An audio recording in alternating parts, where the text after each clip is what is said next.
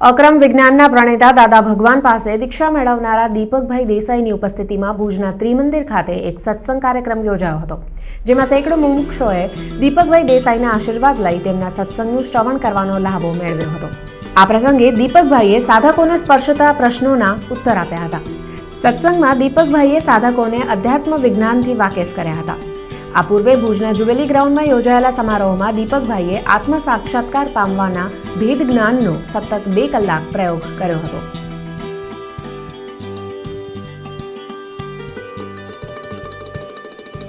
ભાવ કર્મ દ્રવ્ય કર્મ નો કર્મ હે દાદા ભગવાન આપના સુચરણોમાં સમર્પણ કરું છું।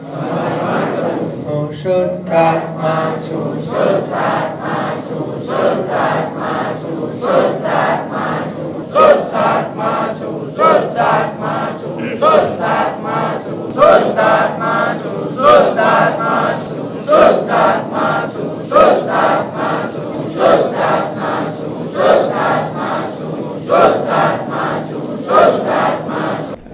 एक्चुअली એવું છે કે આ દીપકભાઈ જે છે એ નિષ્પક્ષપાતી અધ્યાત્મ વિજ્ઞાનની વાત લઈને આપણી પાસે આવે છે। અહીં કોઈ ધર્મવાળા સંપ્રદાયની કોઈ વાત નથી। અહીં સાચું આધ્યાત્મ વિજ્ઞાન છે કે જેથી એવું વિજ્ઞાન છે કે આપણે આપણી સાચી સમજ કેળવી, આપણી પોતાની સ્વની ઓળખાણ કરી અને સાચી પરિણતિ આપણામાં પેદા થાય અને આપણે એકેય કર્મ ન બંધાય અને જીવન વ્યવહાર કેવી રીતના આપણે ચલાવવો એ બાબતની સાચી સમજ અહીં આપવામાં આવે છે કે જેથી કરીને આપણાથી કોઈને દુઃખ પણ ના થાય અને આપણા જીવન વ્યવહારો પણ સરળતાથી ઉકલે અને આપણું જે અધ્યાત્મ છે એ પણ આપણે પ્રોગ્રેસમાં લાવી શકીએ, આપણે પ્રગતિ કરી શકીએ। આગામી 27મી ફેબ્રુઆરીએ આવી રહેલા શિવરાત્રીના મહાપર્વની ભુજનો સમસ્ત હિન્દુ સમાજ એક થઈ ઉજવણી કરશે। સનાતન હિન્દુ ધર્મ સાથે સંકળાયેલા ભુજના વિવિધ મંડળો સમાજોએ એક થઈ સામૂહિક રીતે શિવરાત્રીની ઉજવણી કરવા આયોજન હાથ ધર્યું છે।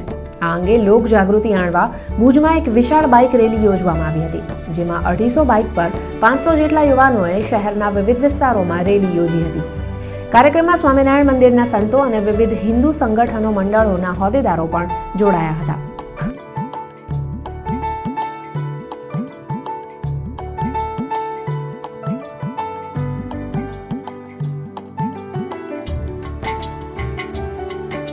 વિવિધ જ્ઞાતિ વિવિધ સંસ્થાઓના બેનર તળે એક મહાશિવરાત્રિના 27/2ના મહારેલીનું આયોજન કરેલ છે, જેમાં સમસ્ત હિન્દુ સમાજ આ રેલીમાં જોડાય એની એક જાગૃતિ માટે આ બાઇક રેલીનું અત્રેથી આયોજન કરેલ છે।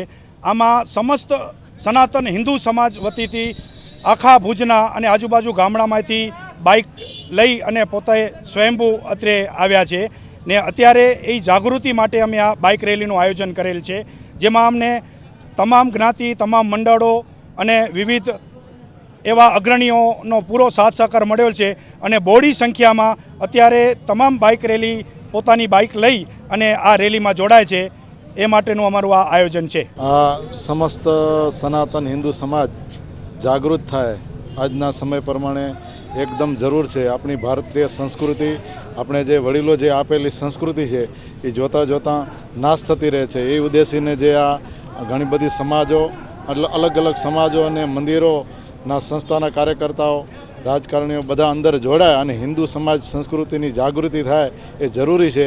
એટલા માટે અમે બધાને એવી આજ્ઞા કરીએ છીએ કે આગામી જે 27 તારીખે શિવરાત્રિને દિવસે જે મહારેલી બાઇક રેલી કાઢવાની છે એમાં તમામ હિન્દુ સમાજ વિશેષ ને વિશેષ લાભ લે એવી અમારી અપેક્ષા છે। અને હવે બુલેટિનના અંતમાં ફરી એકવાર જોઈ લઈએ આજના મુખ્ય સમાચારો। કચ્છના તાપમાનમાં નાટકીય ચડાવ ઉતાર યથાવત। નલિયામાં એક જ રાતમાં પારો 11 ડિગ્રી ઉપર ચડ્યો તો 9.2 ડિગ્રીએ કંડલા એરપોર્ટ રાજ્યમાં સૌથી ઠંડુ। મંત્રી વાસણભાઈ આહિરના હસ્તે અંજારમાં 5.5 કરોડના ખર્ચે થનારા વિવિધ વિકાસ કાર્યોના ખાતમુહૂર્ત અને લોકાર્પણ। નારાયણ સરોવરમાં પીએચસીનું લોકાર્પણ તો ખડીરને ભચાઉ સાથે જોડતા એકલ બાંભડકા માર્ગ મુદ્દે 24મીથી કર સેવાનો થશે પ્રારંભ। લોકફાળો ઉઘરાવી જનતા જાતે જ માર્ગનું કરશે નિર્માણ। સામાન્ય છબરડા સાથે મહેસૂલી તલાટીની પરીક્ષા સંપન્ન. આવતા રવિવારે હેલ્થ વર્કરની યોજાશે પરીક્ષા. ઉમેદવારોના માર્ગદર્શન માટે ભુજમાં યોજાયો સેમિનાર. તો આ હતા આજના કચ્છ ઉદય ટીવી સમાચાર. ફરીથી ઉપસ્થિત થઈશું કચ્છ સહિત દેશ વિદેશની ખબરો લઈને આવતીકાલે. નમસ્કાર.